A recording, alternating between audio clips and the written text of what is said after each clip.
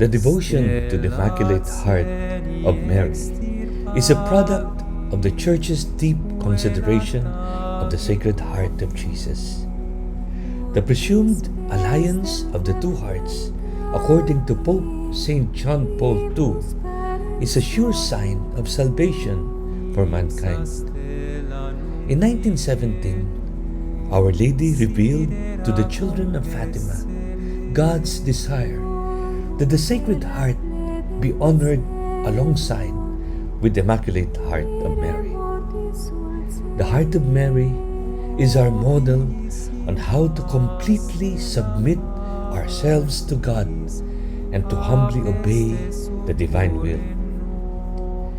The Immaculate Heart became the center of Fatima's message, considering that Mary's heart is the proof of her unfailing maternal love and intercession.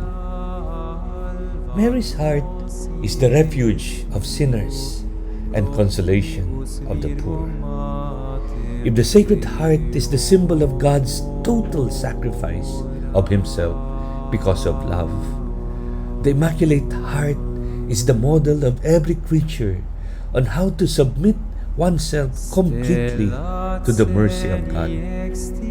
We can't separate the two hearts of Jesus and Mary. The heart of Jesus comes from the heart of Mary. They are like two hearts beating as one. In Fatima, Our Lady specifically requested that the consecration to the Immaculate Heart be made.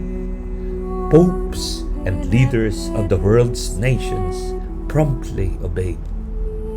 Today, the vast devotion to the Sacred Heart in the Immaculate Heart is mankind's hope against the widespread pandemic and continues to be a sure sign of deliverance for the end times. Theologians unanimously agree that the devotion to the two hearts embodies the core of our Catholic faith and the reason why the Feast of the Immaculate Heart should be celebrated. From 1648 up to the present, the special role of Mary as the sure way to Jesus is acknowledged. In 1942, the historic consecration of the world to the Immaculate Heart was done by Pope Pius XII. As Catholics, we express devotion to the Heart of Mary as a part of the mystery of our salvation.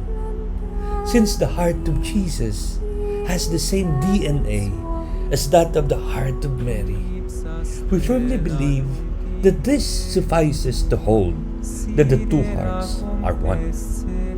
St. John Eudes holds that we discover the love of Jesus through the heart of Mary, since even before our Lord was born, Christ already dwelt in her.